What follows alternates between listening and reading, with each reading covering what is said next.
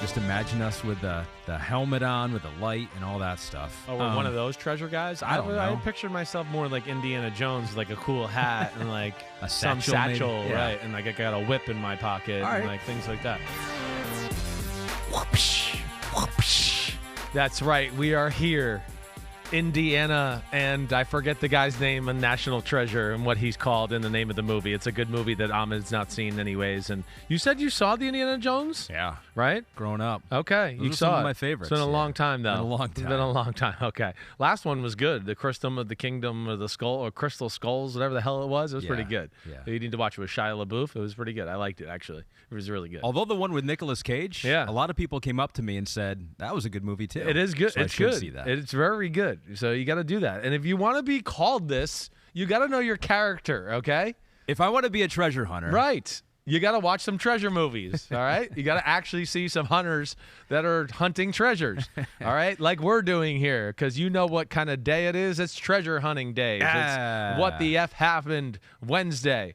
All right, we got lots to uncover. It's Chris Yeah. Simms, Ahmed Fareed, Chris Simms Unbuttoned. Hope everybody is well out there.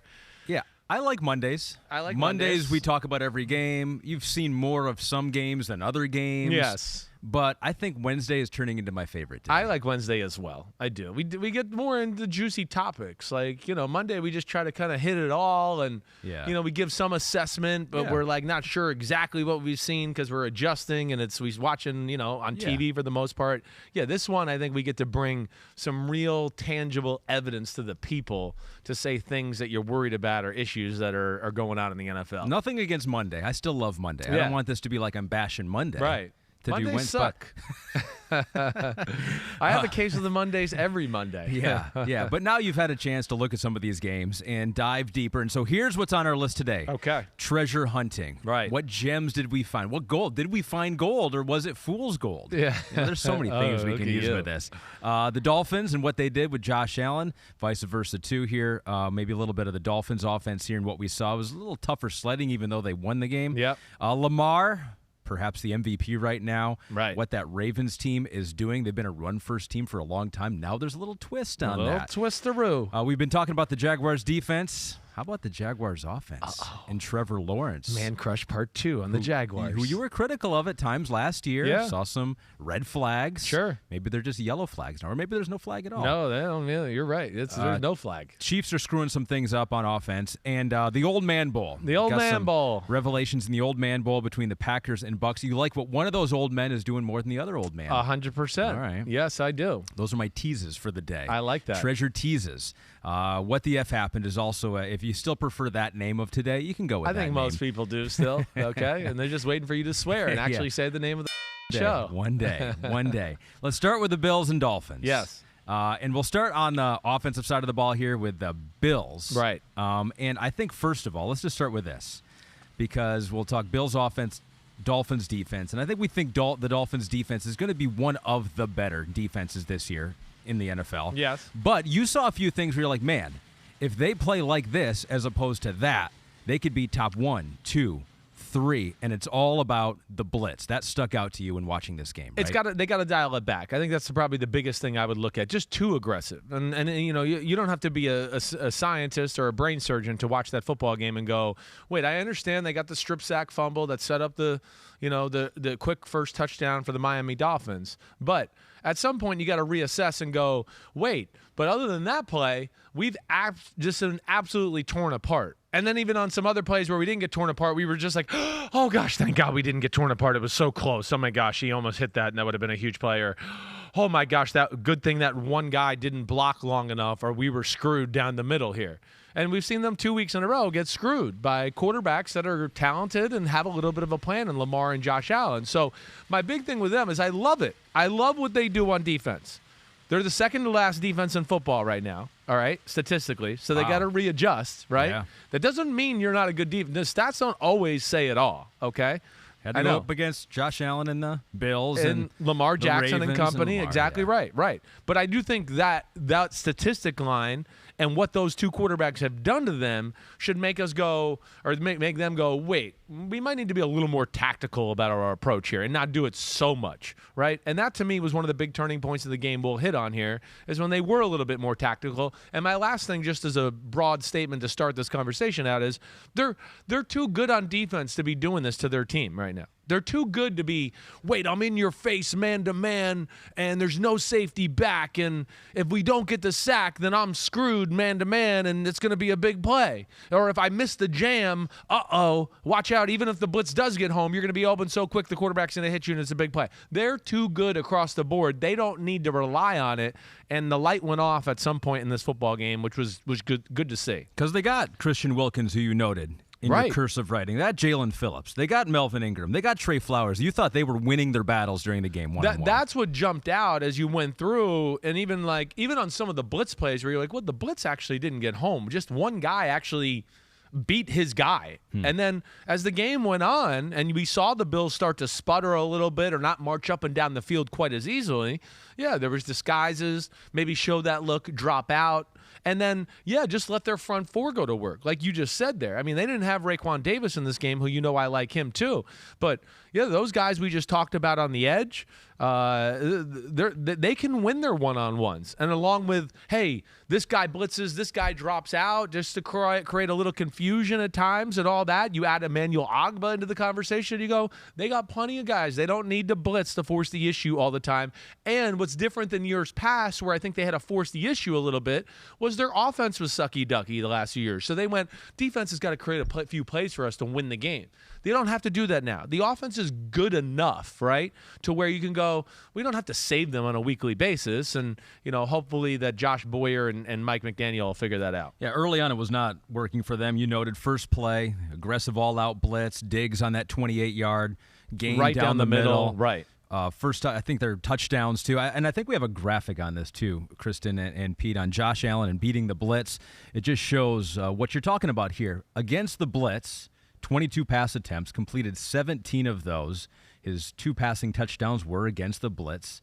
But when he was not blitzed, his yards per attempt was basically cut in half. Right. No touchdowns there. Sacked a couple of times. He was sacked as many times when he was not blitzed as when he was blitzed. Right. So do you give more credit to the Miami Dolphins for making that adjustment, or more blame and they probably shouldn't have been doing this in the first place? Yeah, I think there's a little bit of both you can go there, right? But I think that at the end of the day, you just got to hey, good job self-scouting thyself and realizing, wait, we got to change it up here. And then we can beat these guys. We don't need to do this here.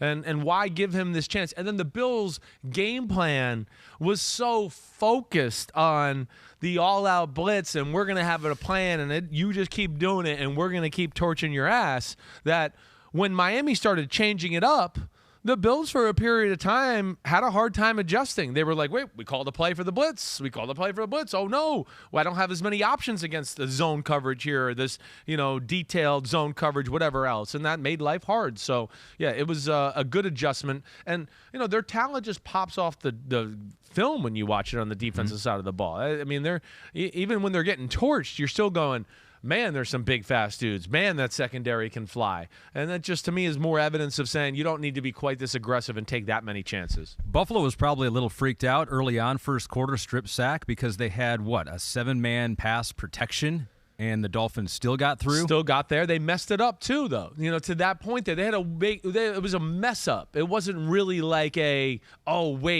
we exposed the protection game plan, right? There's a difference there to me. When you expose the game plan and guys are just running free, that's like, oh, crap, they don't have a game plan for it.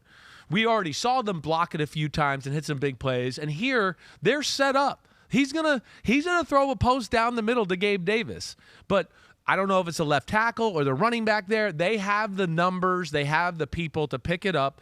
Allen is actually fading away that way because he knows his only issue is on the front side where he's outnumbered. So he's kind of backpedaling, going backwards a little bit, buying himself time because he's going, oh, my gosh, I got such a great look. And if I put this ball somewhat on the money, it's going to be a 30-yard gain, if not more, if Gabe Davis breaks the tackle, right? So he's floating away going, wait, I'm good on the backside. We're good here.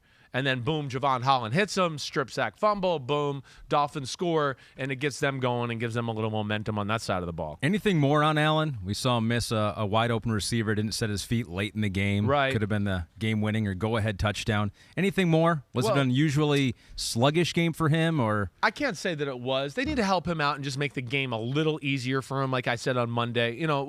Hey, the end of the first half, not spiking the ball, that's still a weird one. Like, I don't know if he didn't understand the rule or whatever. He fumbled the snap. He fumbled the snap, and I think in his mind he thought you're not allowed to spike the ball there.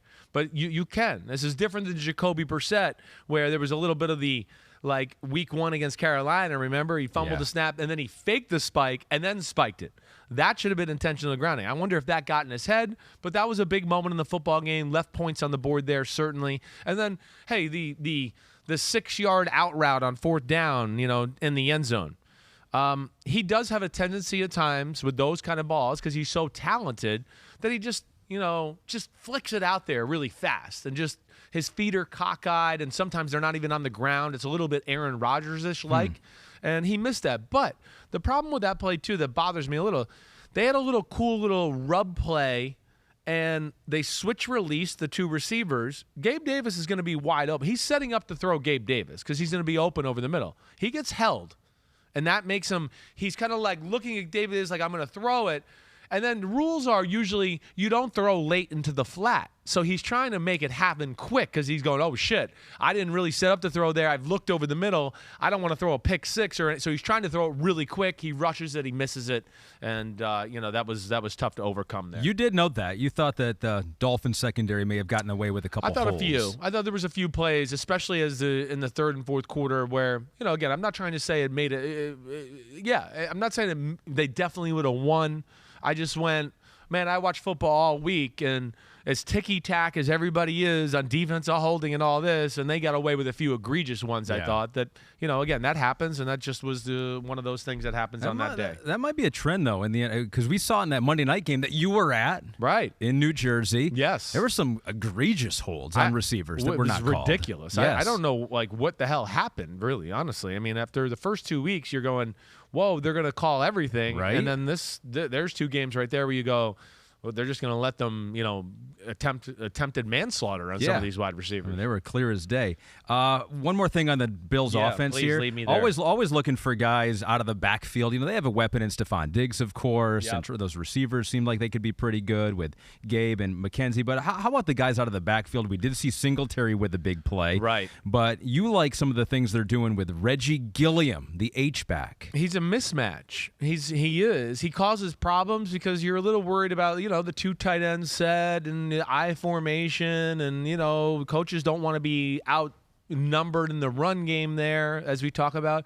But his ability in the back, as a receiver and as a receiving tight end, is quite impressive. It really is. Him and Dawson Knox together are going to cause some problems as they continue to figure out this problem. And then I'm going to throw on there another guy that I think has got to get infiltrated in this offense in that backfield a little bit is James Cook. I like Zach Moss and Devin Singletary. I do. James Cook, though, I do believe that they can continue to grow his role. Some of those plays you see Singletary catch the ball and maybe get 10, 12 yards, and he makes some people miss. I go, Cook can do that too, but he's got an extra gear that 12-yard run and catch is going to be 25 yards with James Cook. And it jumps off to you on the screen. He's just got to get in the trust tree, I think, in the offense as far as protecting the football and protecting Josh Allen in passing situations. So I think we give a lot of credit to the Dolphins defense for switching up their game plan and halftime and then figuring out a way to slow down that Bills offense. But I think you really can give that Bills defense a lot of credit, too, because they were doing it down some men. And I know that Miami had some guys dinged up maybe and coming in and out of the game. Cramping was an issue in that hot game down there. So it's not like the Dolphins defense didn't do that as well. But as far as the Bills defense, they saw the tape. They saw what Tua did against the Ravens, embarrassing them. How did they attack this offense? To me, it's the most well-coached defense in football. I think the first thing you got to say is look how they played even with that many players missing. I mean, that to me says something. Offense was nothing special, nothing to write home about with the Dolphins. The Dolphins had 2 drives. There was only a handful of throws where you go, there was a throw down the field, and that stressed. There's 3-4 throws the whole day. I think the big thing is, and something we hit on last week after watching the film with the Ravens-Dolphins, the Bills had a plan for the bullshit plays. The RPOs, the little quick screens to the receivers, all that. They were not going to let you go, oh, you're going to get us going all over the place with that. And then now everything else opens up because we're so worried about going to chase Tyreek Hill or Waddle on the screen pass behind the line of scrimmage. So how do you do that as a defense? They just were really good at, like, when they motion to certain formations, making the adjustments, right? The Dolphins might have two receivers to the left, a tight end to the right, a receiver to the right, and then they motion the third receiver over there, and if they like the numbers or how it plays out over there, they go ahead and throw the ball, and then they go, hey, have fun. You guys don't have enough people over, and you got to tackle Tyreek Hill. Good luck, right? The Bills, they had ways to go, well, wait, they're motioning over. Hey, linebacker kick out there. Safety comes down, replaces him. So now if you do run it, we still got people in the gaps, but you're not going to outnumber us out there and be able to just throw a ball 2 yards and Tyreek Hill run 15 yards up the sideline. So that was impressive, and that's where the Bills are impressive because they don't let too many easy things go down. And you wanted to give credit to the guys who were out there, were playing, the linebackers specifically, Tremaine Edmonds, Matt Milano. What'd you see from those two? They're amazing. They're in the conversation for best duo in football. Wow. They are. Because one, they're good in the traditional run game. Two, they're made for the modern day NFL because they're so fast and can cover ground. So, again, like you're talking about one of those formations we just talked about, receiver moves over to the two receiver side. They can go, hey, Tremaine, bump out there, and you can be in control of the C gap a little bit, but if you see the ball go out there, you can fly. So get out there, be an extra guy to make the tackle. And that's where they're really, really good.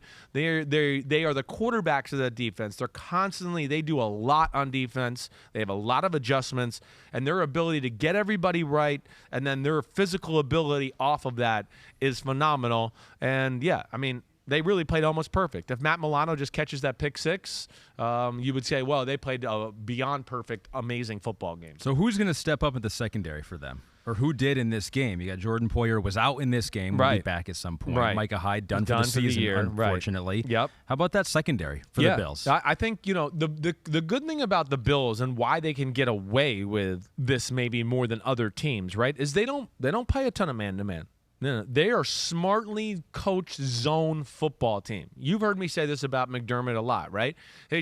He's one of those guys, McDermott and Leslie Frazier. I don't know what this coverage is. Nobody ever taught me what this coverage is. It's called bunch of are in the spot where we're trying to throw the ball. Yeah. I don't know how they do it, but they do it, right? So that's where they're really good. They don't necessarily put tremendous pressure on any of their guys. But the guys that they do have in there, Kair Elam, he was solid, definitely. He tackles for sure. Teron Johnson is a baller. He's their nickel corner. He's their nickel corner, and he is, I would think going to get paid at some point, if he isn't under contract, because he's great in the pass game. He's great in the run game.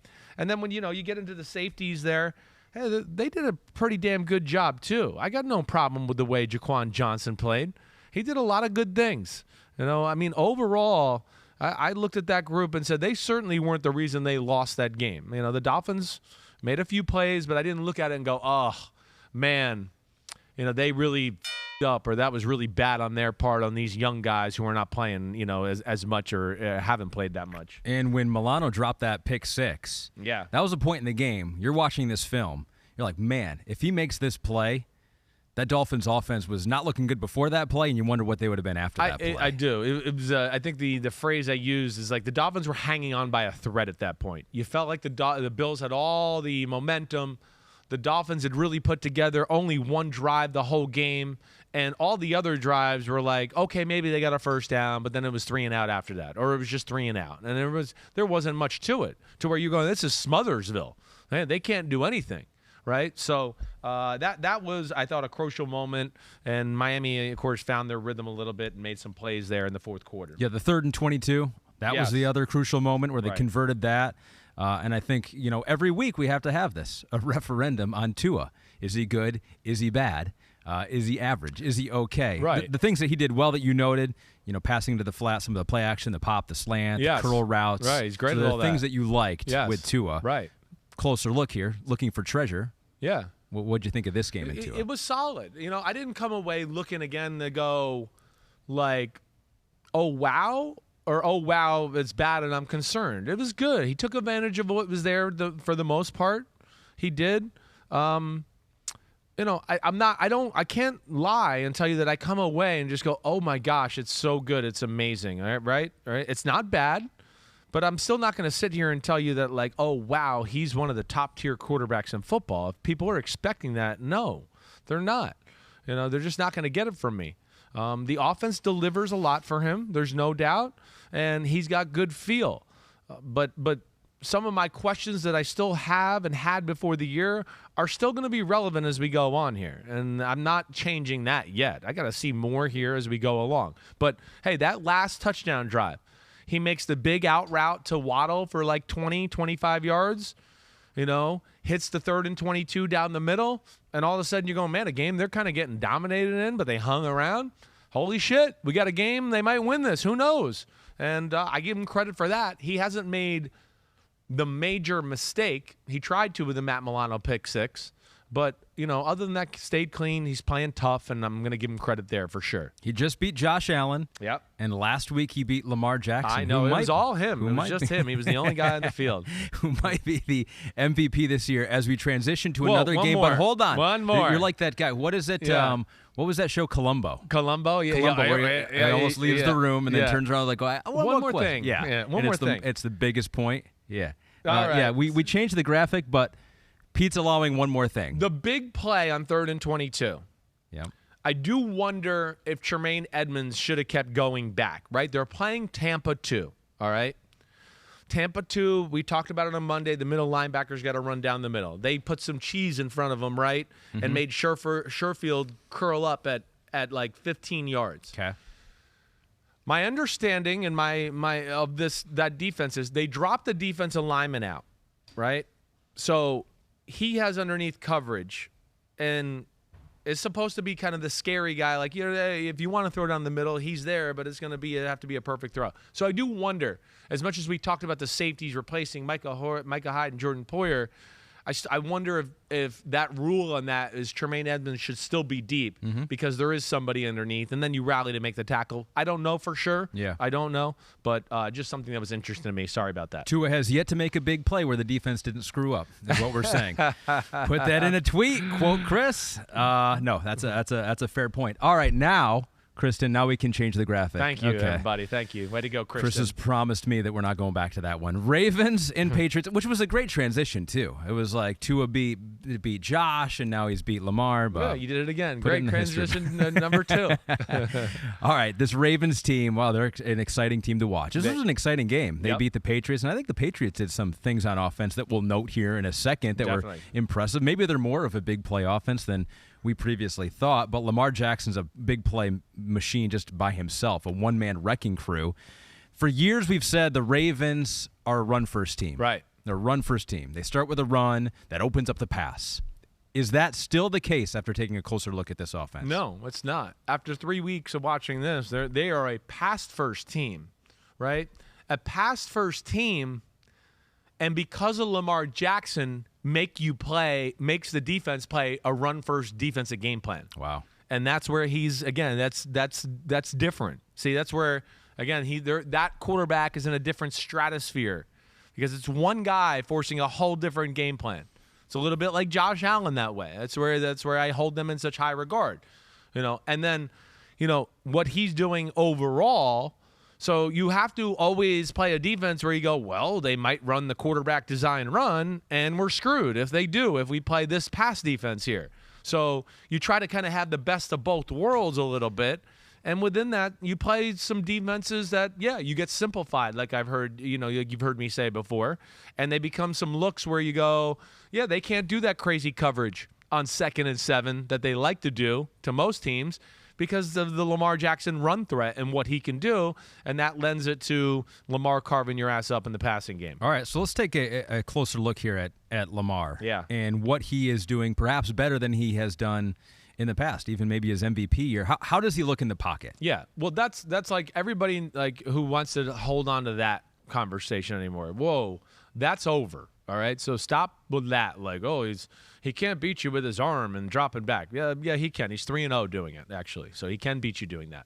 All right, we saw that last year too. He won some games early in the year with his arm throwing in the pocket, and that's where, to me, it's gone next level. And to me, where it's also taken, this talk or this conversation of, giving him $200 million guaranteed is scary because if he hurts his leg, he'll never be the same and won't be able to run. So I don't know. And I want to go, no, he's going to be awesome still. He's going to be awesome. He's a better thrower than Dak Prescott and some of those other guys that we view as pocket passing quarterbacks, right? His arm is it's incredibly explosive, and he is extremely accurate.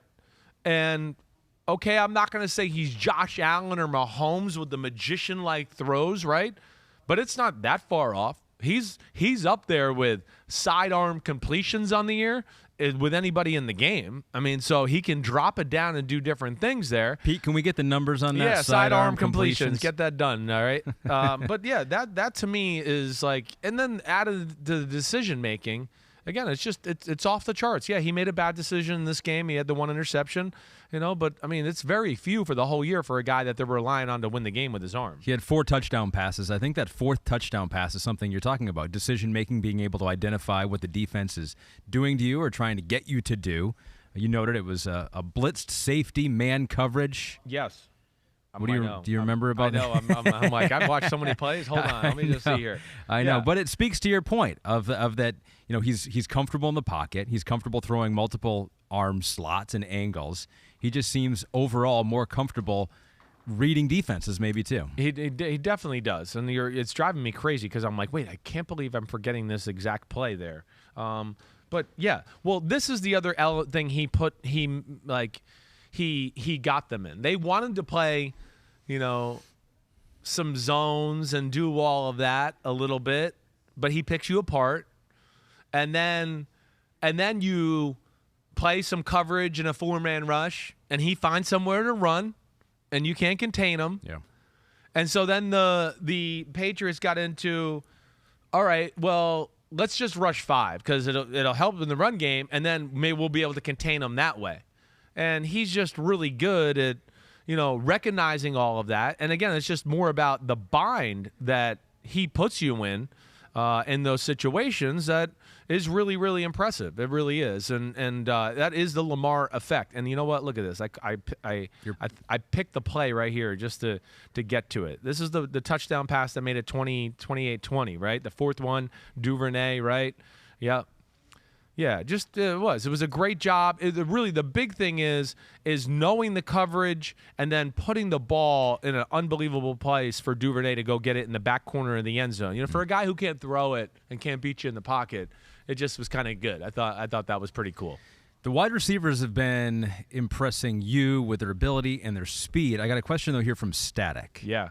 Can y'all address how the Ravens coaches don't scheme up targets for their actual wide receivers like other teams do while only creating plays for Mark Andrews? Right. Well, do you agree with that? Yeah,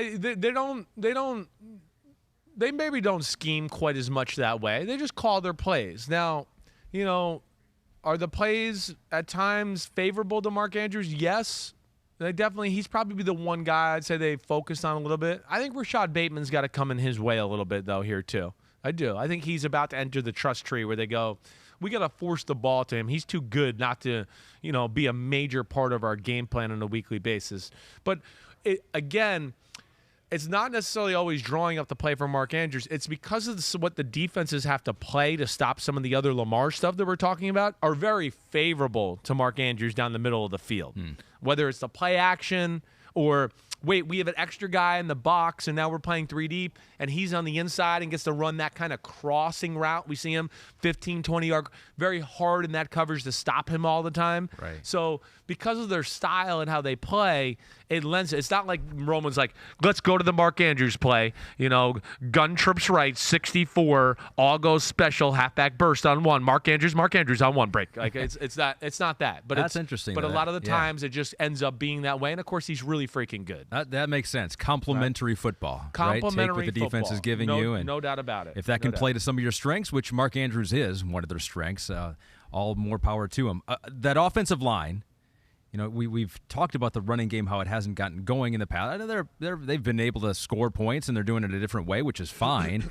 You thought the interior of their offensive line with Zeitler and Ben Powers and Linderbaum, you thought they were good. Yeah. They're getting close. They're getting closer up there. And then they need Ronnie Stanley back at left tackle, and who that's might coming be close. soon, right? It sounds like that's pretty close. So that'll help. And they had Daniel Falele in this game, he's a rookie. The first time that he's played this much, I think Patrick McCarry got hurt early in the game. He did, exactly right. Falele, a huge guy from Minnesota. Right? I mean, the Ravens pillaging the biggest people on the planet, as always. He struggled a bit. He struggled for sure, no doubt about it. But I do have hope for them. And then J.K. Dobbins, at least, he's playing. And he doesn't look quite himself, but, it's a threat. And Justice Hill at least had a few carries of some positive yardage to where you go, man, if they can get this going, which they need to. Yeah. Because their offense is going to have to carry them, and I know we're going to get to that conversation in a second. They can't just always rely on Lamar making the big plays, the big throws, all of that. Certainly not. And I think the last thing I'll say is just like, we always talk about Bill Belichick taking away the best thing you can. There's no answers. It's hard to stop this new generation of QBs. Lamar's and Josh Allen's of the world. Your scheme certainly helps, but you got to have some real dudes on the other side. And I don't know if they have enough dudes there to contain these guys at times. The only thing I looked at the whole game where I went, oh, this is favorable to the Patriots, were third, obviously passing situation, 7+, right? They got to do it.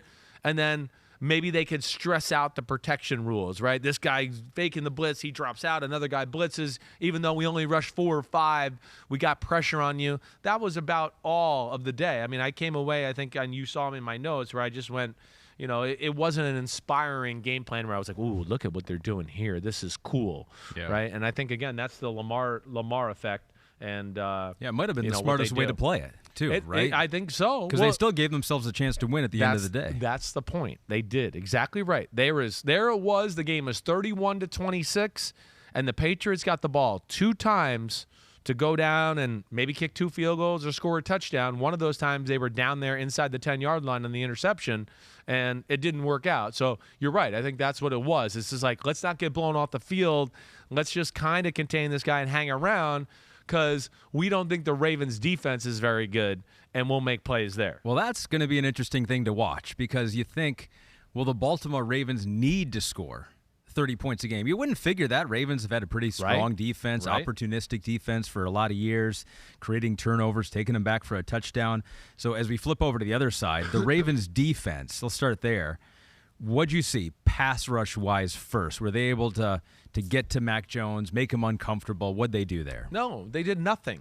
That's where they don't have an impressive defensive lineman on their football team. Maybe Travis Jones, now that he's back, right, for the kid they got in the 3rd round or 4th round from UConn, right? I loved him coming out in the draft.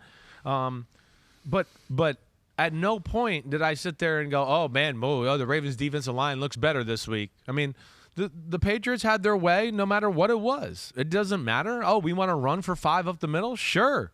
Oh, we want to drop back and you're going to rush 4? Well, I'm going to sit here and pat the ball 7 times. I mean, there's no chance. I even wrote, on the first drive of the game, they only got off the field. It was a 5-man pressure because Cole Strange kind of messed up passing off, 2 guys that were twisting.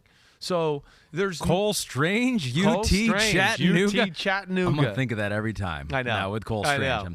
But it's just overall, yes, to your question, I do think they're going to have to score about 30+ a game for the most part.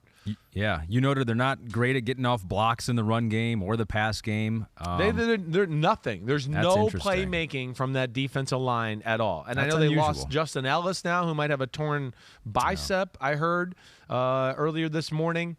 Adafi Owe, he looks like he's got the physical talent to be that guy. He's got to start doing something more in the passing game. But, I know you saw this. At one point I wrote, the Ravens literally can't play any in defense that involves a 4-man rush. Man or zone. It doesn't matter how creative it is in the back end, because they can't get there. So even if it's a cool zone, it's like, okay, great. I mean, I'm back here for 6 seconds. Somebody's going to come open in this zone. Or, hey, it's man, and they're doing something cool. Okay, well, they can't cover the guy all over the field for 5 seconds. And that's where it is concerning. And, yeah, I don't know what they're going to do here. It's a real issue. Man, how about this Ravens team? Struggles playing defense. They're a pass-first team with Lamar. This is completely different. Like, what is this? Are we talking about the Ravens? Bizarro world. All right, so Patriots. Then do you give Matt credit because he had some big plays against this defense, which might not be quite as good as we thought to start the year. Also had some interceptions and some bad plays. Overall for Mac, from watching the tape, what'd you see? Yeah, it's like, gosh, it was the gift and the curse game. He did a lot of good things and made a lot of great throws. And when they did get man-to-man, they struck. I mean, they did. And I think even at one point, because the Ravens were having to blitz, I just kept going, man, it just seems like every time they blitz, he's hitting a deep crosser or, a go route for 20, 25 yards. I mean, it was like that. He was putting the ball on the money. So from that standpoint, it was encouraging because you're going, man, Mac looks good. They're making plays, throwing the football. Their offense looks more explosive. It's going in the right direction there. But, of course, they're not going to have him here for a few weeks, and that stinks for him because I do think they're every week's been a little bit better. So I'm not giving up on this Patriots offense. I don't know. They're not going to be as good without him. That's for sure. But I do think there's hope for when he comes back to go, they might be able to move the ball and be something on that side of the ball and be something as a complete team because I do think the Patriots defense is pretty damn good too. So Brian Hoyer's going to get the start if Matt can't go. Bill Belichick said that today. I was like, Brian Hoyer's still on the He's still on there. The team. Right. They can't go with Bailey Zappi, right? No. He was not – I know they like him and he's throwing the ball a lot and he's smart and all of that. He's physically not that gifted. He wasn't even trustworthy in preseason with some of the decisions and interceptions he threw. Yeah. So, they're going to go with Brian Hoyer. He's in the trust tree with them. We'll see where that goes. But, I wouldn't expect them to be able to, not that the offense is going to change greatly, but they're not going to have the same confidence in him and some of the pass plays that he's going to make some of the throws and plays that Mac Jones does. You'll hear every pundit out there say that now maybe they're going to have to rely on the running game a little bit more. And you like those two running backs, though, in Stevenson and Davis. And I know they're switching up ways and experimenting with new ways and blocking for them. Oh, Damian Harris. Yeah. What did I say? What did you say? I don't even know. Davis. Yeah. Okay. I call him Davis. Yeah. Harris and Stevens. Thanks, Pete, for the assist there. What'd you see from them and their ability to run the ball and how they might have to lean on that maybe the next couple of weeks? Yeah, I mean, the offensive line, for the most part, it really does look good. It does. I mean, they're capable of moving some people, and they both have, Stevenson maybe a little more shifty and be able to make you miss and break arm tackles that way. Harris is a little bit more like, I'm just going to the line a million miles per hour. If you want to stick your head or get down and hit me while I'm doing it, have fun. All right? It's a little bit like that. So but they're both big and powerful too. It's Bill. He wants guys that are going to run the ball for the most part to be power type runners. But I love their combination. I think it's a pretty damn special one, and they both can catch the ball out of the backfield too. So it's not like they have to come off the field or do anything like that in certain situations. But I think the big thing is offense looked better.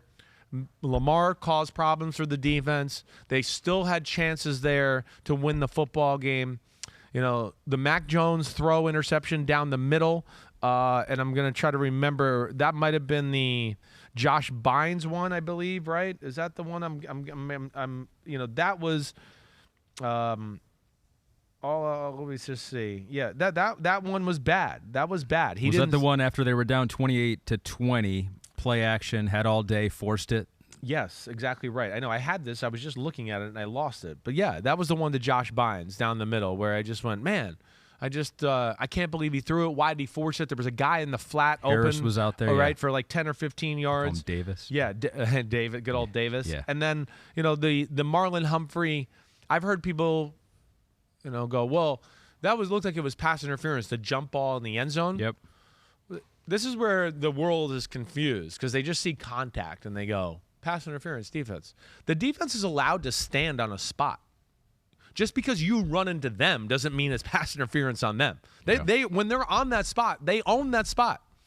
So that's where I've had even a few people in the office go, well, that looked like pass interference. And I'm like, he literally ran into Marlon Humphrey. Yeah. Right? What was Marlon Humphrey supposed to do? Like dodge out of the way or fall down and just go, oh, go ahead, cut your touchdown. You want to come here? All right, watch Right, it. Yeah. right. So he is. So but I just couldn't believe that throw either. That was an incredibly bad decision in a big moment again, where the field goal would have still kept the game very tight and put pressure on Baltimore to execute, and you would have been down by 2 points, where a field goal might win the game for you later on. Ravens and Bills coming up this week. That'll be a good one. We'll see if either defense can contain the offensive there. We'll see if Baltimore they have to be blitz-centric. They're not getting that rush with 4 men, but blitz has been something that has been able to be handled by Josh Allen, so that'll be an interesting strategy for them. I mean, that is going to be very interesting. What do you do? Well, yeah. It's an interesting game. It is, and I'm excited to see McDermott and Leslie Frazier their wits to stop the Lamar run game. Right, and then. Yeah, I mean, I think Mike McDonald and company, they got to adjust how they're playing a little bit. I don't know what to do. I don't know what to even tell him to do, because they're, not Peters isn't totally full 100% yet, so they can't just play lockdown man to man and blitz. They're not good enough that way to do that, and. Like we said, they have no chance of getting pressure with their front four at all, and that's not a good thing with Josh Allen. Well, no one knows how to slow down the Jacksonville Jaguars right now. I mean, as we said, coming into the year, they're going to be the most dominant team. They're going to beat the Chargers by 28.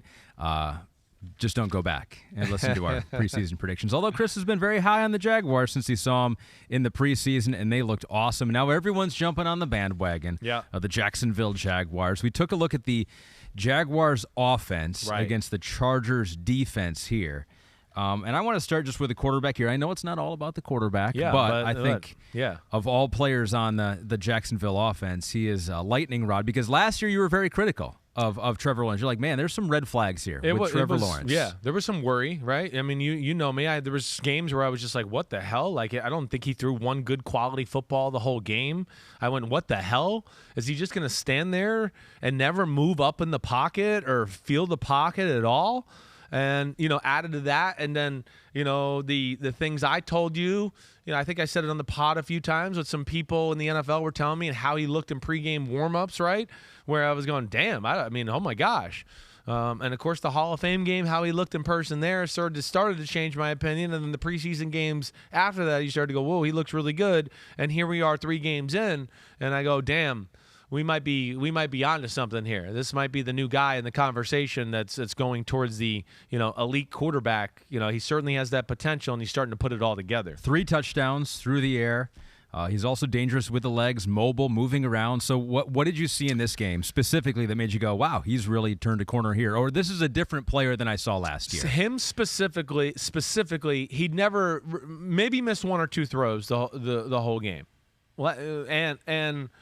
I mean, really, the control on the ball, the power on the football, the ability to see the field. He's not sticking on to a receiver too long. All of that was really good. I mean, it's beyond really good. It is. And I just think he's become a little bit of a machine throwing the ball. So now it's making his decisions better, too. Because I feel like last year it was affecting decisions. See, what happens when you don't trust yourself to control the ball, you go, he's open, but I'd like him to be more open because I don't really trust where my ball is going to go here, right? Mm-hmm. Now he's going, oh, he's open by a foot. That, first down, right? So that's where he's great.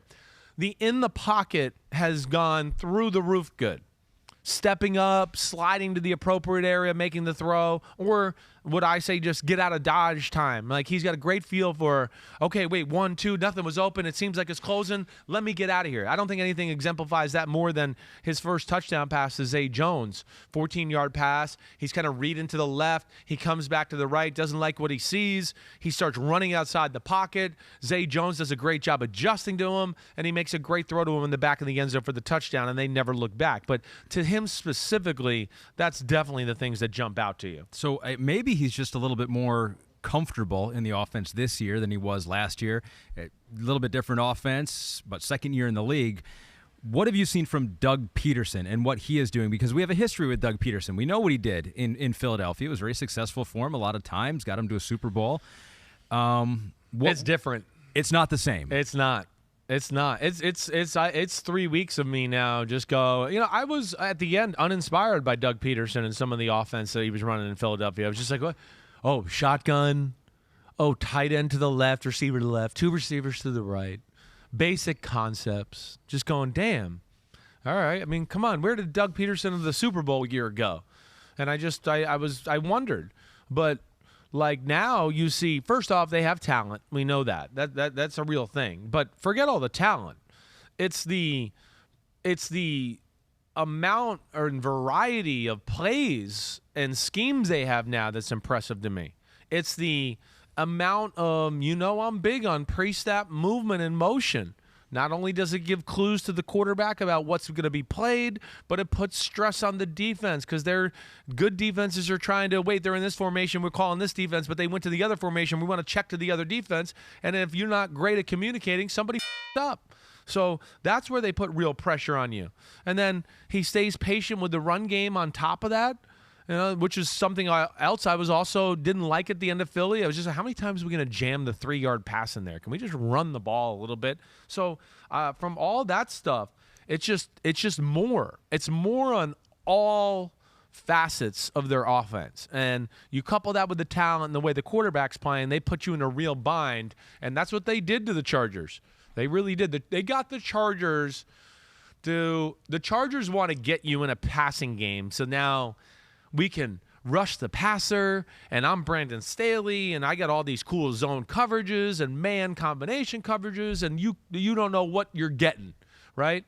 But they overpowered them in the run game, and because of that, they made the Chargers have to play the bare front on downs and distances they probably didn't want to, and then 5 guys across the board on 5 guys across the board, and that leads to great passing looks too for Trevor Lawrence. So that was, I think, another big theme of the game for me. You wrote wow in your notes, and tough to match up with Evan Ingram, Marvin Jones, Christian Kirk, Zay Jones, who you've already mentioned here. The 2 running backs. And also the running backs. Right. And James Robinson, and there was that game-changing play in the second half, 4th and 1, 50-yard touchdown to make it 23-10.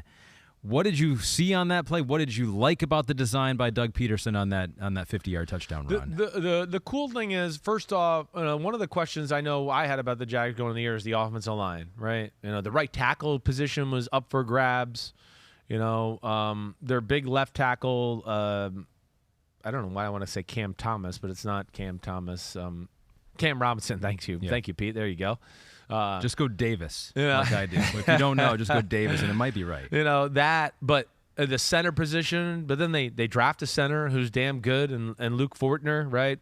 So he's done well. They get Brandon Scherf in free agency, and you just look at all that stuff, and you go, wow, they got something here. They really do. And then the tackles are playing good off of that. So that's the encouraging thing. Like, I worried about their pass rush in this game, the Chargers on that group. That wasn't a worry. One was a little bit because of how they played, and they kept them patient and do all that and ran the ball. But that play specifically, Ahmed, a weird alignment from the Chargers. The Chargers, there was, of course, a goal line formation by the Jacksonville Jaguars where there was 3 tight ends on the end of the line of scrimmage. And the Chargers defense has 5 D linemen all inside the left tackle of the offense, right? They're all over there. So you got one in the gap between the guard and the tackle, one in the gap between the guard and the center, one in the gap between, or maybe even head up like a shade nose between the center and the guard that way, and then 2 more right down the line in the gaps there as well, with a guy on the end of the line of scrimmage at linebacker. But the guys on the left where you go, whoa, there's a lot of guys over there, they're all DBs. They're all, it's like they were going, we're going to scare you with numbers so you won't run it here, and then you'll have to run it to the big guys. And what I loved about it was Jacksonville said, no, you guys are 180 pounds. Like, you guys. We're running right over at those 580-pound guys, and we're just going to blow them off the ball. And then they pulled a guard around, and there they were in a situation that the Chargers did not want to be, and then that what led to James Robinson, untouched for a 50-yard touchdown. I think that's a good jumping-off point for the Chargers in defense. Not a whole lot to talk about there. Bosa got hurt early in the game, so that's never going to help him. He's going to be gone for a little while. That's a bummer. But they've had a problem for over a year now, stopping the run. Maybe it's longer than that, actually. That play specifically, are you starting to get some clues on what's gone wrong there? Yeah, well, I just worry about lack of big people in the middle of their defense. Yeah. That would be the big thing to me. You know, like this defense traditionally always has big people, right? This is Vic Fangio. You go back to the 49ers in 2011, 12, big people. You go to the Bears when Vic Fangio was there, Akeem Hicks, Eddie Goldman were there, right? Big people. And then that allowed them to play with everything. Right now, it seems like they've taken the approach of like, you know, let's be quick, let's be athletic, let's shoot gaps, let's have those kind of guys. And there's just not enough there. You know, they have Austin Johnson, who, you know, is in year 7, and he's a good player, but nothing special. They have one other guy, the rookie from UCLA, Agbagnia, right? Something like that. But I do think that's a little bit of an issue for them as we go along here against these teams that can power run the football. They're going to be compromised there. One of the games I'm circling for next week, Jaguars at Eagles, the Doug Pederson Bowl. That's going to be fun to watch. But the Jaguars are a hot team right now. BetMGM wants in on the action here too. So we got some odds with the Jaguars. Interesting to see where they sit currently as opposed to where they were before. So last week their over-under win total was 6.5. Now it's up to 7.5. And their odds to win the AFC South, plus 220. They were plus 300 before. So everything trending in a positive direction now. Right. And to make the playoffs, I think this is the one that stands out the most to me. Plus 125. That's almost even money for the Jaguars to make the playoffs right now as we sit here going into week number 4. Yeah, I mean, this would be the one. As I've told friends, or even, you know, in the summer, I just said, if there's a team that comes out of nowhere, here's my team. And I think if you jump on it now, they can win the AFC South. Not saying they're gonna, but they are definitely capable. And they're capable against the Eagles. You know, we think the Eagles have the best roster in football, or one of the 2, 3 best, right? Yeah. You know, the Jags, it's not far behind. It's young. We got to see a little bit more here. But what I've seen through 3 weeks ago is they are not going to be physically overmatched by the Philadelphia Eagles this weekend. That's where I'm excited for that football game. There is no doubt about it. You know, the Eagles can easily start this year off 10-2 with the way they play. This is one of the few games in the first 10 games where I go, this team actually has the horses to make things a little interesting here. And a little creativity to go along with that. So if you want to, you know, get the BetMGM app and start downloading it, do that and get on the Jags action now, because there's a, you know, the odds are only going to get worse. They're only going to get worse. They really are. I'm telling you, they will, because there's nothing I look at them right now to go, they got lucky or this is a concern. I actually look at it and go, if they had just played a little bit more and it wasn't week 1 and all that in Washington, if they had to play Washington today, they're going to beat Washington. They're going to beat their ass on the ground, right? So my big thing, and I'll say this to end it with Jacksonville, young team, but they got patience and execution, a really impressive defense. They're capable of long drives. They can mix a little everything. You know, it wasn't like it was just big plays and we got lucky, right? It was toughness, execution, ball control. I'd love that. They're going to be tough to beat. And like I said with Lawrence, wow. And then, you know, great decisions he's making a few plays. And, you know, they have a system that if you want to take away the big plays, you want to take away Christian Kirk or Evan Ingram way down the field. You know, this is where you might have saw I wrote this at the end of my notes. Like, see, the Chiefs couldn't do that. Like, the Jaguars were like, oh, okay, you want to take away those big plays? Well, we can just be surgical and 8 yards and 6 yards and 10 yards and 8 yards and do that. And that's where they're going to be tough. And I'm excited to see that game. To me, that is like one of the better games of the week. It's the Chris Simms Ahmed Fareed Bowl. I like that one. Yeah. Get them while the betting's good. Get them while the odds are good. The action never stops at BetMGM. You can sign up now using the bonus code SIMS, and your first wager is risk-free up to $1,000, Chris. Whoa, and I got to get to the read here, and I'm getting there. All right, so say I want to bet $100 on Trevor Lawrence to win the MVP. Okay, so if you do and you win, you'll get $3,000. But if you lose, you'll still get $100 worth of free bets, Ahmed. I like that. Okay, good. We all like that. Simply download the BetMGM app today, or you can go to BetMGM.com, enter the bonus code SIMS, 2 M's. Always remember 2 M's. 2 I bet the People, homies know that already. Yeah, but people mess that up all the time. Make your first, because I don't want this credit to go to some, what another Sims out there. There's been a Sims couple video game. I don't Sims know. video. Yeah, you're right. Cam Sims 4. Sims, yeah, don't let Cam Sims get the credit for this. First wager risk-free up to $1,000 bet MGM.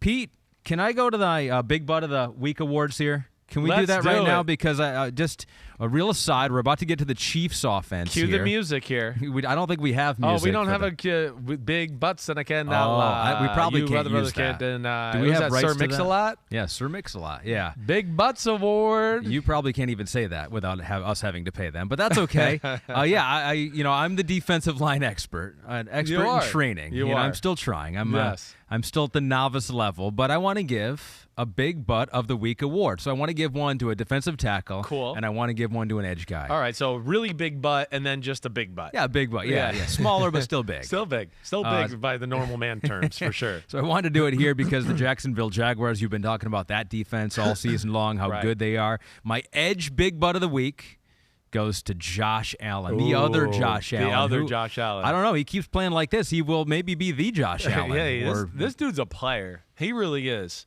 I wasn't in love with him coming out as a pass rusher. I thought he was a little stiff.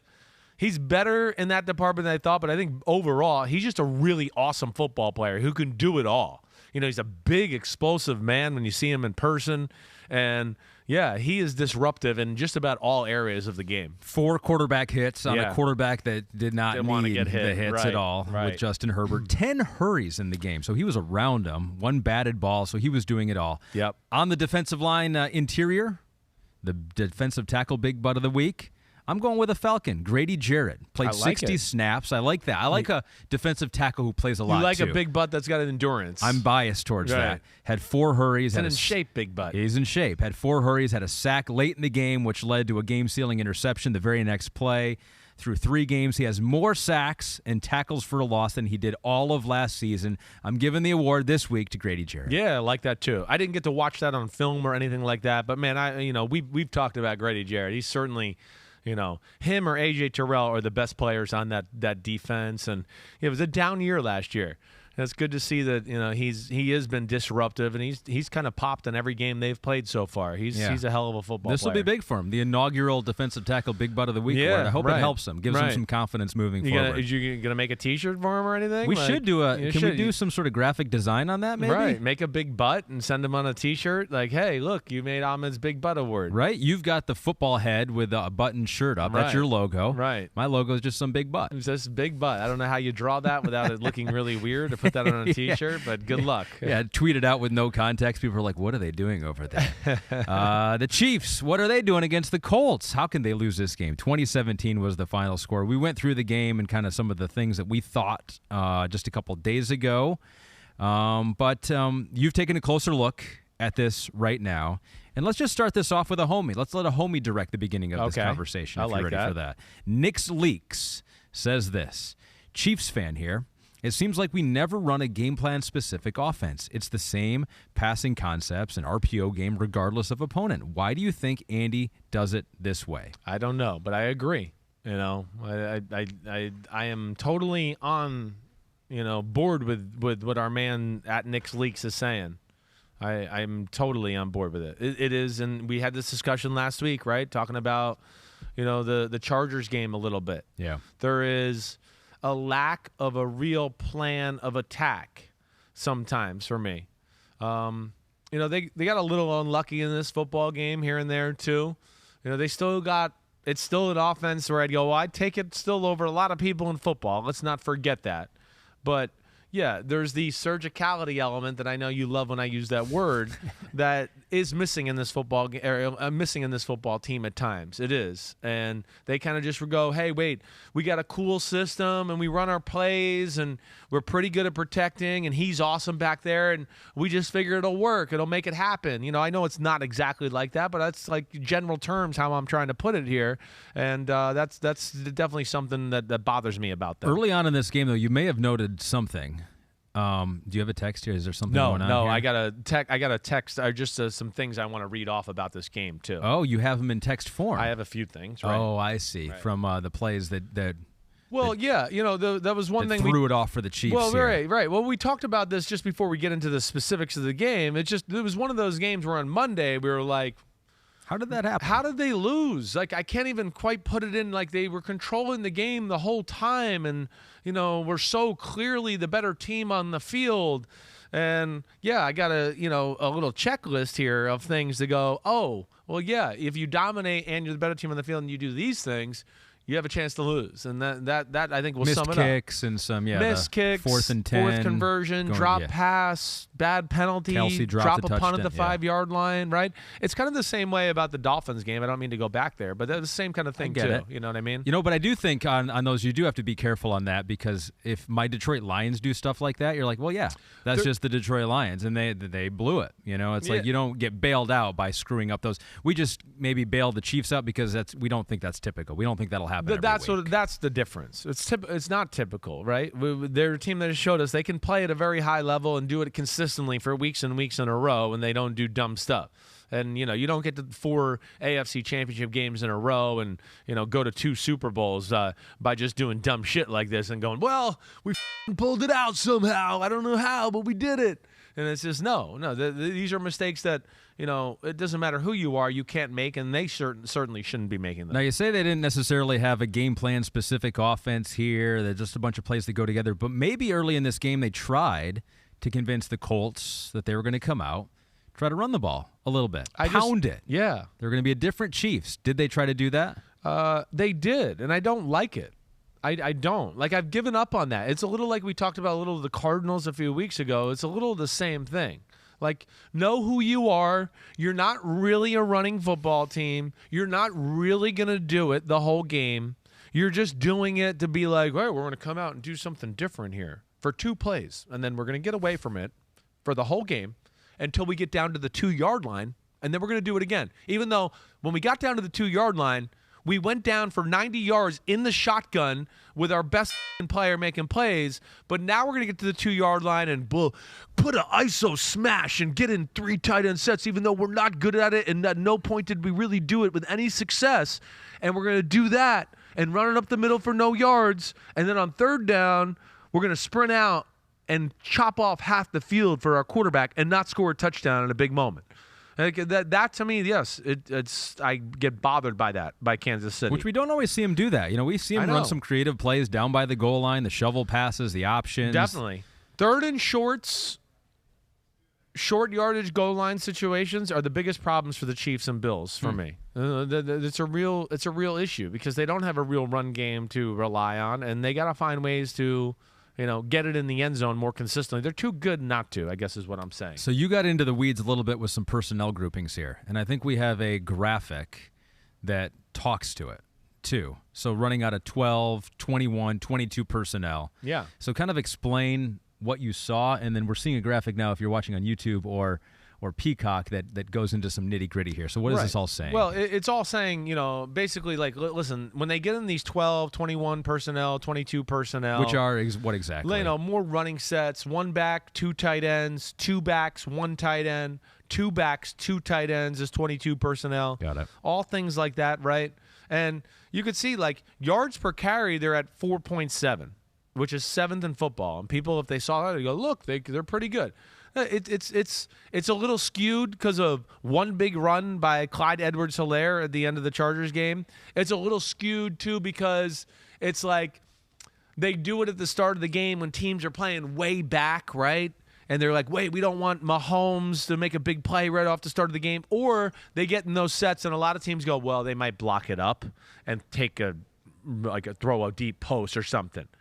So then they run the ball for the 6 yards, up 6 yards, and then we go, oh, wow, whoa. They ran for 6 yards up the middle. Right. But then, of course, they don't go back to it or do it again for 10 plays or 3 drives. So that, and then, if you just looked at yards per carry, like you mentioned. Yes, go ahead. They rank 7th in the NFL. Right. Okay, that's pretty good. But like you mentioned, there's some big plays that are skewing that average, where if you look at their percentage of carries in these formations for a loss or no gain, they're nearly 20%.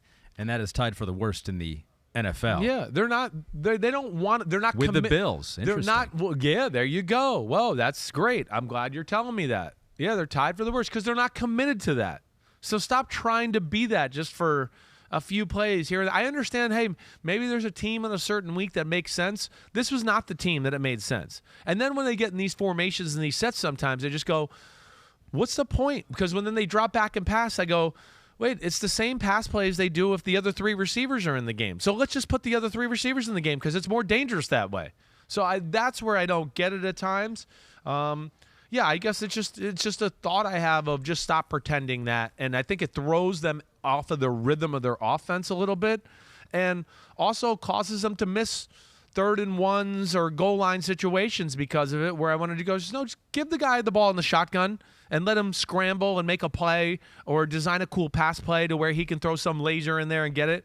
That's my my 2 cents on their approach a little bit on that side. Yeah, run around, make a sidearm throw to Juju for a giant play, right? That was so sick, that play. That's what you said. Insane, I think, was your quote, your cursive quote in your notes. I mean, yeah. Pat being Pat. To deep cross route. All right, so their one issue is certainly on their offensive line is number 65, Trey Smith. Okay. He is a weak link. We got a question on that. Orion Chuzzlewit. Okay, hey, guys. go ahead. The O-line seemed to underperform for the Chiefs on Sunday. How big of an issue is this going forward for Mahomes and company? I'm not totally worried about it. Orlando Brown had a play or two. Once he got tripped one time, but I ultimately came back just going, Trey Smith is the issue almost 4 out of every 5 times he gets pressure or can't sit on a route downfield. It's because he's getting beat. So they got to do something there to help him out. But he's certainly the guy that jumps out to me pretty much on a consistent basis. Yeah. And it was bad in this game for sure. Is that a drop-off from last year? Is he? Yeah, it is. It does seem like it's a drop. I feel like it's more noticeable. Last year, I would say he was probably the weak link too. This year, I just feel like it's happened more times in the first 3 weeks than it did last year. And last year, I think you give him the benefit of the doubt because you're like, oh, he's a rookie and he's trying to find his way. This year, the training wheels are off. So the same things you said to Andy previous week still apply here. That's probably not going to change. It's probably the issues that you have with the Chiefs. I mean, it's worked for him for a year. I mean, I know it's not a huge overhaul. It's not. It's just a little bit of approach in like a few situations that just bother me. That's all I'm saying. And it is at times I think they don't find their rhythm on the offense because they go back to this stuff where I just go, why we were rolling. It was the Mahomes magic show, and everything was good. And then it was like, whoa, let's slow it down and run between the tackles because we got to. We haven't done it in a while. No, you don't. There's no rule. I'd rather you be like the Bills and just throw it 62 times then. And just come up with more screens and plays like that and just do it that way. So that's what, bothered me. But, yeah, other than that, you're right. There's not a whole lot of problems. I'm still very confident that they're one of the best teams in football. There's no doubt. Their D is real. And, yeah, they just got to help out Trey Smith a little bit, because even he gets sacked by Yannick Ngakoue on one play. He's gonna have Kelsey wide open for a big play. Yeah, Yannick Ngakoue got the sack. It wasn't really Yannick Ngakoue. It was DeForest Buckner up Trey Smith, and then Yannick Ngakoue got the sack, right? So that's the big thing that jumped out to me, certainly. Let me see if there's anything else out. Yeah. I mean, last thing, I think just the Colts, they did win this game. I feel like we haven't spent that much time on the Colts just because it feels like the Chiefs side is more interesting here, but you mentioned DeForest Buckner already. Yannick Ngakoue got a big sack in the game. They need Shaq Leonard back. Okay. They need him back. It would be a huge boost. Every team would need. I'm not like getting off of them quite yet. Their offense still bothers me. Yeah. I mean, that's really the big issue. I don't think the defense is going to be the issue. There's enough there for me to go, this defense could keep them in games. But it can't be like, they're not going to keep them in the game if the offense is getting steamrolled like they did in Jacksonville. Or, even moments in this game. Again, if we don't have some of the mistakes by Kansas City and all of that, there's only, the offense has got to help them out a little bit. And there's just too much there where, the Colts offense was just completely dominated at moments. I mean, it's 250 yards of total offense. There's no run game to talk about. Pass game, there's one big pass basically the whole day to Alec Pierce. You had another one to Michael Pittman. So their offense is really the big concern. The defense, there's enough there that they're going to be a pain in the ass for a lot of people. Matt Ryan has the lowest number for intended air yards per pass in the NFL this year. Lowest number this week of the week. The person that was just ahead of him, Aaron Rodgers. The Packers continue to utilize that short passing game. Won in the game against the Buccaneers, so it worked, I guess, enough to get the 2-point victory over Tom and the Bucs here as we switch to our last game of the week, the Old Man Bowl. Is that the last one? It's the last one, yeah. Damn. And then we got Pete's Punt Awards. Oh, that's... Yeah. We gave you the week off. We only had, I think... I only sent you, 15 pages of notes or what? Yeah. So enjoy the vacation this week. You'll be back to work next week. Thank you. All right, let's 2 quarterbacks. That's the big story in this game. Right. Aaron Rodgers, Tom Brady. Let's just start big headline here. Right. You look closely at Aaron. You look closely at Tom. Right. What stuck out to you the most on how they approached the game, the chances they took? Well, yeah, you know what road you're leading me down here. You're very tactically leading me down here. But that I mean, it does jump out to me. And my big thing would be is just that Brady and his style of play to me is just still, it's more scary than Rodgers right now. I'm not, Rodgers was good in the game. Don't get me wrong. There's a lot of good. There's still a handful of plays where I go, the protection's good. Stand there and throw the ball. You're going to have a 20-yard out route, or you're going to have somebody over the middle for a 15 or 20-yard gain, and it's just too quick to throw the underneath throw. And it's annoying me, too, because I'm sure in West Coast terms, this is where I hate the West Coast offense, because they're always saying, listen to your feet, and listen to your feet, listen to your feet. What does that mean? Well, sometimes you got to use your eyes and your brain and go, well, he's going to be open, even though my feet have told me that I'm supposed to, move on to the next guy. Because everything is through the feet in the West Coast offense. And some of the West Coast people have gotten away from this, but my example would be, let's say, you got a curl flat to the right? Just to simplify things. You got one receiver running a 12-yard curl, the other one's running the 2-yard flat route. Your 5-step drop, the first hitch to the curl. If you're going to the second hitch, you're supposed to get off the curl and throw to the ball in the flat. The game's not perfect sometimes. Sometimes the guy running the curl gets bumped a little bit, and it's wide open. But the West Coast offense goes, oh, throw it in the flat. And you're like, well, damn, we left 140 yards on the field because we listened to our feet instead of using our eyes and our brain. And that's where a lot of the good OCs, like McVay, I think, is one of these, and Shanahan, I think, to a degree here, where they're West Coast and prime, but they also have a little balance of that. It's where New England and Brady, there's no sense of that. None. It was never talked about ever. When I worked there, when I played for Josh McDaniels, it's read the coverage. You've played football, You could see it's going to come up, and they didn't care if you did a back pedal, a karaoke, and did, breakdancing. As long as you threw to the open guy when he was open, that was cool. And that, to me, goes on here a little bit. But, yes, that aspect, they're going to get away with it a lot of the times. I just don't think it's going to get them where they want to go when it's all said and done. That's my big thing. And then there's Brady with a bunch of guys that, we're like, who's playing receiver this week? And he's looking to every throw. Oh, he's open by a half-inch downfield. I'm going to throw the fireball in there. And I can't believe I'm saying this for this 2 times out of 3 weeks, right? Because it used to be the opposite. If we went back in time 5-6 years ago, I'd go, damn, there's Brady checking it down to Edelman for 4 underneath. They're throwing he could have maybe hit this guy, but he wasn't wide open, so he didn't throw it. And I used to be going, man, there's Rodgers, nobody's open, and he's going to throw a fireball through a keyhole and get it in there, or dance around and wait till somebody's open to do that. And it's almost like a role reversal, and it's annoying and cool at the same time. That's interesting. We'll take a closer look at that on Twitter with a actual visual play. Yeah. So check that out on your Twitter feed. And we also have the passing chart for Aaron Rodgers up for our Peacock and YouTube watchers. It's all short for Aaron Rodgers here. But I noticed, Chris, it is all short. A lot of green dots. That's a lot right. of green dots. Yep. And so when that is clicking, I mean, it does look pretty good. Well, he's dangerous. This is where we got to give him some major props. Because some of these throws, I go, only Aaron Rodgers can pull these off. And I know a lot of people are going to go, what do you mean? No, only Aaron Rodgers can pull off the 3-yard throw? My high school quarterback can do that, right? It's not that.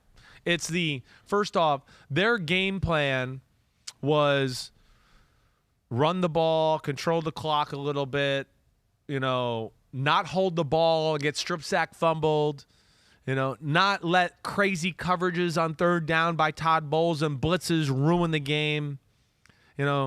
because the Bucs are they're waiting for their opportunity to make a play, hit you, make you fumble, anything like that. Anytime basically the Packers got into a drop back pass situation, it wasn't good. It wasn't. First and second down stuff was great because they didn't know exactly what they were going to do. So that's the thing there. But, that's what the Bucs do. They're going to create chaos in obvious passing situations with the blitz, with the coverage, or because they have a bunch of freaks on that side of the ball like Aaron Jones. Here we go. We're going to put the game away, Green Bay. We're up 14-3. They throw the ball over the middle. Linebacker hits him. Vita Vea comes and cleans him out, fumbles the ball. There we go. That's what they wanted. That's how they play. So the game plan from the Packers was really cool. It was a ton of RPOs. And because of Rodgers' ability and the quickest release probably in the history of football, him to do that and then be pinpoint with these throws while also throwing with incredible velocity, even though it's an RPO that's only a 5-yard throw, right? And giving his guys a chance to yank it out of the air, have space, and make a little run after the catch. I mean, that is phenomenal. Like, nobody can do it to that level, is what I'm saying. The only guy in football I look at that can maybe do RPOs that quickly with that kind of pace on the ball is Josh Allen. Other than that, Rodgers is in a class of his own that way, and that was a big part of their football game, especially in the first half when they were controlling things. Yeah, first 2 drives, 10 plays, 75 yards, touchdown. 12 plays, 71 yards, touchdown. Those are the only 2 touchdowns in the game. Yes. Cheese curd 19. Yeah. I'm guessing he's a Packers fan. It sounds like it. Cheesehead.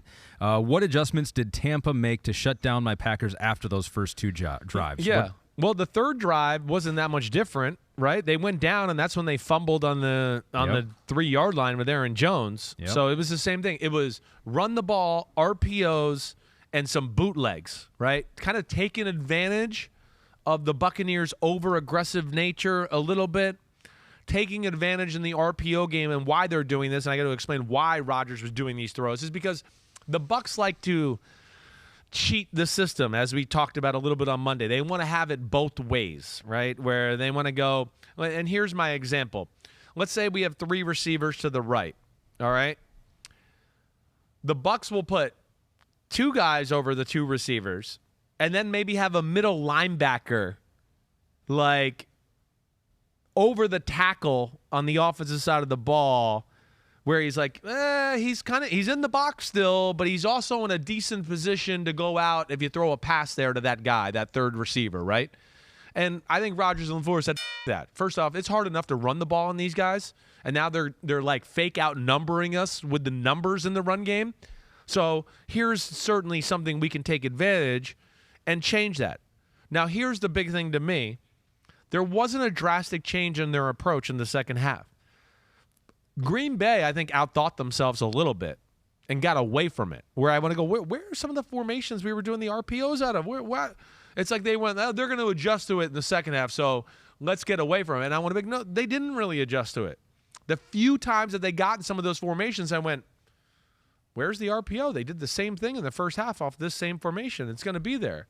But they would run the ball or whatever else, and I just was shocked by that. The only difference I can literally say is the Bucs were more aware of it, and even though they were given some of those weird looks, like Antoine Winfield down there was playing it more aggressively, maybe to a degree, but I didn't look at it and go, oh, wow, this is what the Bucs are doing here. They really didn't change a whole lot. I just feel like the Packers kind of got away from it, and they shouldn't have. They should have stayed patient with it because I think it was still there. All right, so it's interesting. This game is interesting when you look at just the possessions, too, because we just talked about the Packers having success on their first 3 possessions, scoring touchdowns on the first 2, the fumble on the third. The Buccaneers didn't get it going until way late in the game here. They had a 10-play drive to start, did not have a drive that was over 10 plays until the last one of the game where Tom was like, all right, I got to do this, I guess. Now, 13 plays, 82 yards, scored the touchdown. What was your, first of all, just overall kind of impression of the Bucs offense that had a hard time getting it going until the very end of the game? Yeah, well, they're missing their players. They're missing their weapons for sure. Their left tackle is, an issue a little bit without Donovan Smith. Here's, the positives, for Green Bay's defense at least, is they weren't overwhelmed by the run game and the physicality of the offensive line. The 2 times they played 2 years ago, They couldn't match up with that. The Bucs were literally just going, we're just going to block straight and push you guys back, and we'll get 5 yards a run every time. And that's what they did. So at least Green Bay's got some horses in there now to stop that a little bit. At no point, though, for the most part, did I really ever feel like Green Bay stopped Tampa Bay. Really? Even though there's 12 points there. Yeah, it was a myriad of Tampa mistakes and putting themselves in some bad situations that I think caused more problems than anything. And, of course, having 2 fumbles when you're on borderline field goal territory. One of them you're clearly in field goal territory. That certainly hurt them too. But like in the first half, they have the long drive. Well, and then the other 2 drives were quick, and Green Bay had the ball the whole first half. So they didn't even really get the whole lot of opportunities there. That was the big thing. But, I think overall, I loved Brady's throwing and what he did there. I do think that, I think people have caught on maybe a little bit to their system to a degree. I don't know if you saw that in my notes, just a little, because it's just the Patriots and the Brady plays and what Bruce Arians and Leftwich done. People have stolen them all across the NFL, and they've been, good for so long that I think people have a little bit of a feel for it overall. But, it's one of those where I just go, I don't know. I'm not worried about the Bucs offense. It's going to come together the right way. They just got to get a little healthier up front. I know I'm missing maybe 1 point, but, like I said, I really like Brady. Third down passing, the injuries, league knows system better. Everyone's stealing the Brady, Patriots, Bucs plays across the league. Like, I still have people go like, did you know that New England and Brady they just read plays across the field? And I want to go, yes, I've known for 20 years now. Yes, I have known. That's why they're good, right? Because they have plays that are full safe against everything, instead of like so many teams in football are like, if it's this coverage, we play this side of the field. If it's this coverage, we play this side of the field. Well, what if they play that bastard coverage where we're not sure what it is? Well, can just try to make it happen then. Oh, great, coach. Thanks for that coaching point, right?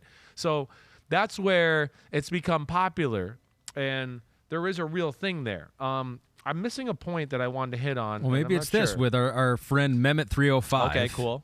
Because he has a question. This might not be your point, but it's a question that some people have out there. You got to protect Tom Brady, maybe more than any quarterback in the NFL. Right. Is it fair to say that the issues Tampa Bay has on offense is caused by their interior offensive line, especially left guard and the center combination? Yeah, I will say in the run game, I do think it's an issue.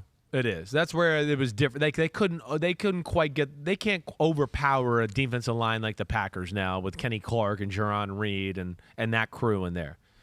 So that's where it is a little different maybe in this kind of matchup.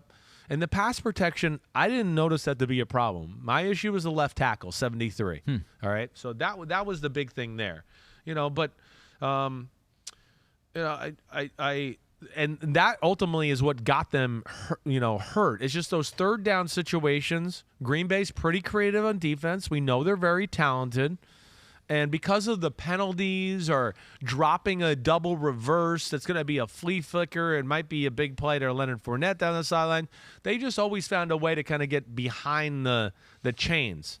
And the Packers are good on third down, and the Buccaneers, I think because of the injuries and the left tackle, aren't where they want to be as a third down football team right now. I think that was the big thing that like jumped out to me about that side of the ball. Yeah. Tom Brady could have some of his weapons back. You don't know. Julio Jones seems like he is trending towards third and longs. Probably going to play. Yeah. Which would be good because they got Chiefs at Buccaneers on our network. I know. Sunday Night Football. I cannot wait. And we need a good game. Yes. I don't think we've had a really good game. No, not really. The Bills-Rams, I think, was the most exciting one.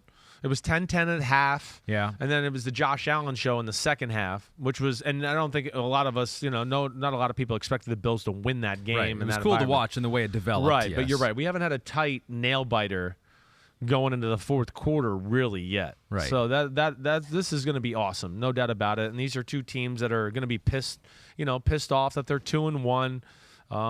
But let me just say this last thing. Your Columbo point. My Columbo. One more thing.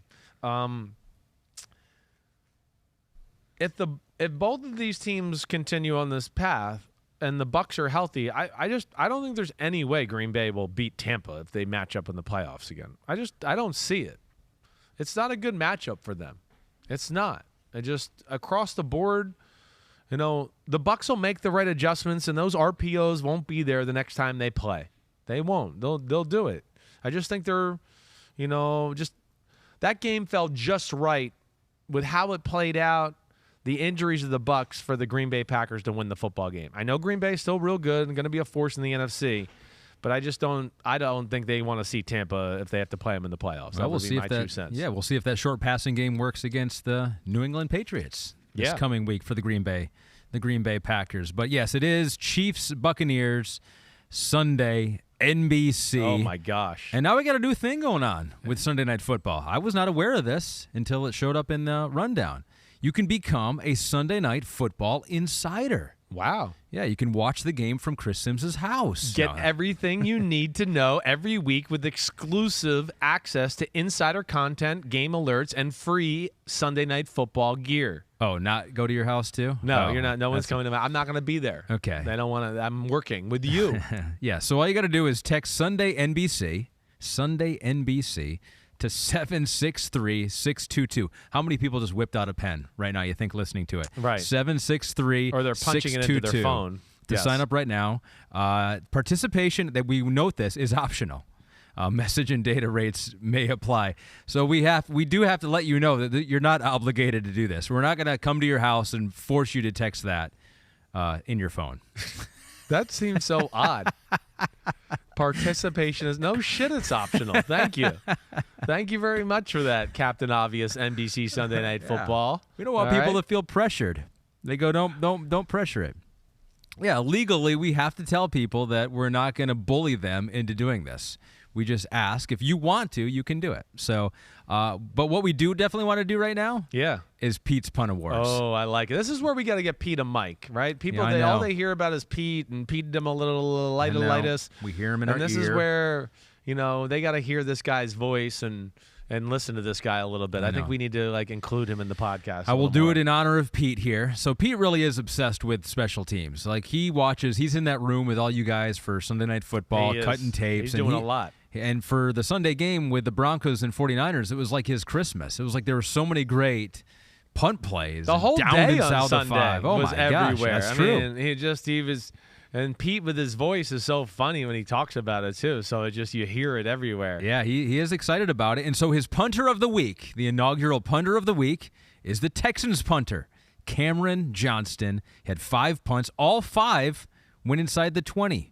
One was out of bounds, one was down, one was fair caught. The 2 other were returned a total of 1 yard. So Cameron Johnston, congratulations. Yeah, it's way to go. That game, it was amazing this week at how many punts seemed like they were down there, inside the 10-yard line. And I didn't realize that Cameron Johnston, put the ball down inside the 5 many times. Your team or lost. Inside the 20. But, without that, it really is true. And those are plays that we gloss over, and people talk about that all the time. It's like, all these aspect. kickers, just the outcome of the game is relying on a right leg sometimes. Well, yeah, that's the way the game is set up. Right. And you better play that all phases of the game.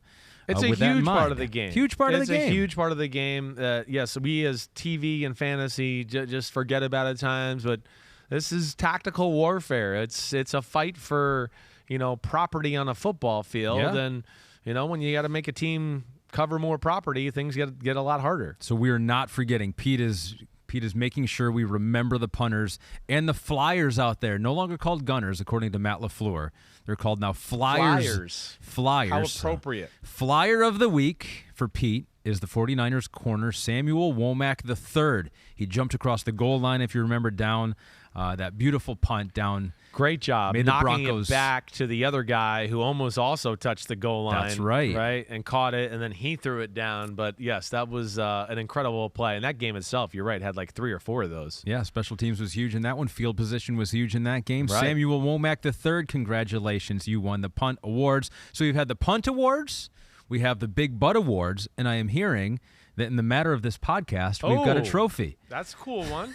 A big elephant ass trophy? Exactly. Gold. I think that could work. Ahmed's Big Butt Award. That's it. Yeah. That's the trophy Get right it there. made. Can we make that? And then at the end of the year, at the end of the year, we award one big butt elephant trophy award. So Kristen put that together in a matter of 40. Oh, the big butt award. The big butt award. Oh my gosh! I like that. Add an extra big to it. Hey, one other game to break down too. What? You didn't see the notes that I sent? No. I just sent them. What was it? No, I didn't send them. I'm lying.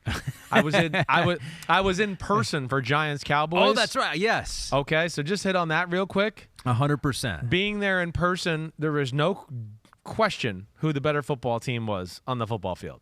It's actually even more apparent. We knew Dallas was a little more talented than the Giants. Yeah. It was 10 plays in, and I was like, whoa, the Giants don't look like the Cowboys. They don't look like the Cowboys. I said it. My son said it.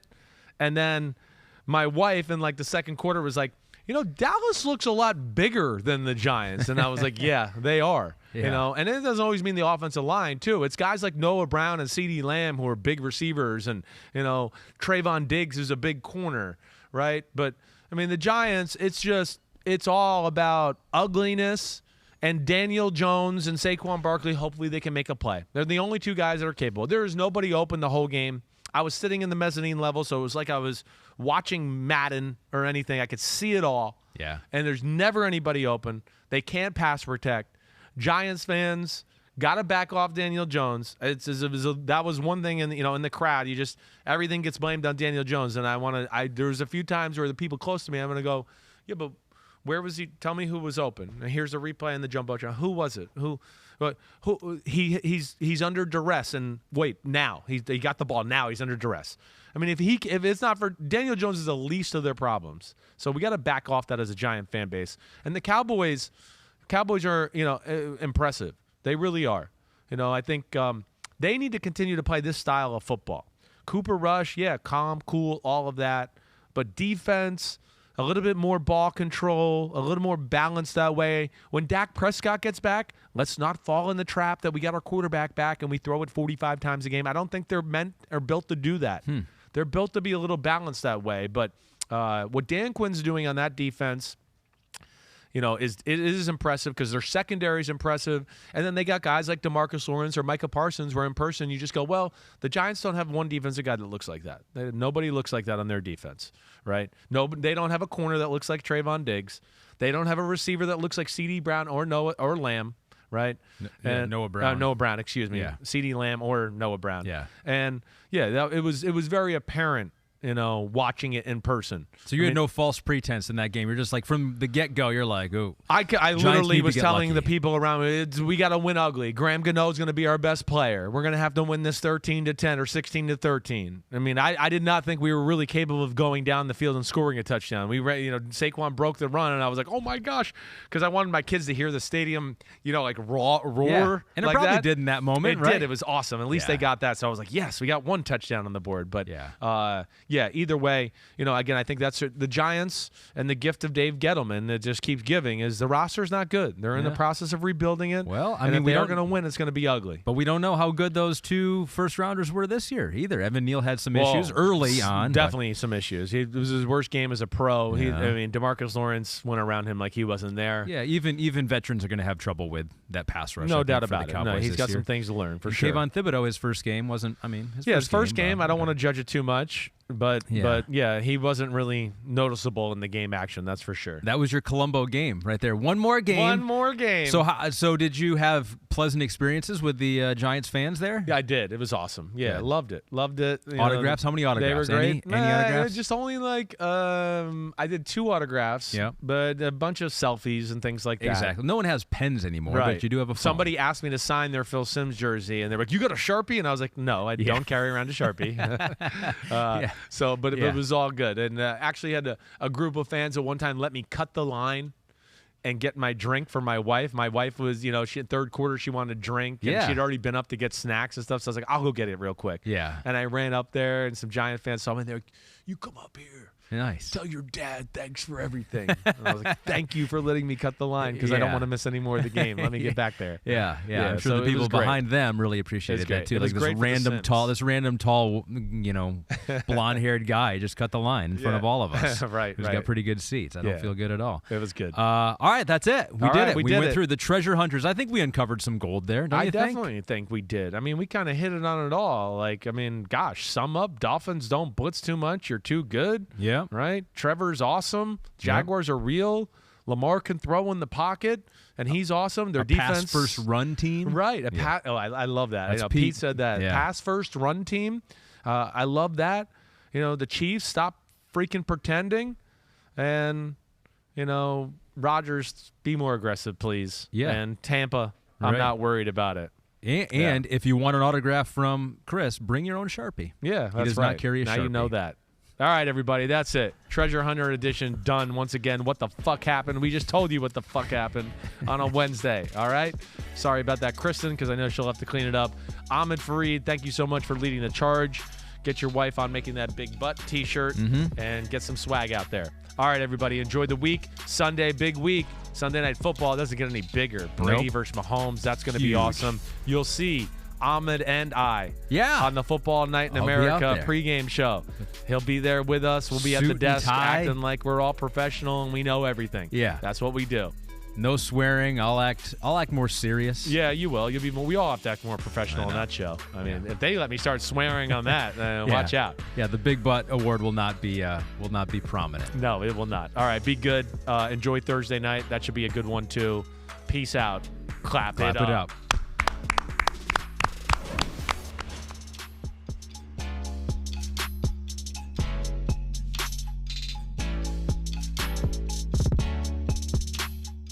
Thanks for watching, homies. Hit subscribe to see all my unbuttoned videos. You get to see me, Ahmed Fareed, all the big player breakdowns, game breakdowns, player interviews, and my film analysis. So please subscribe. Chris Simms Unbuttoned. Peace out.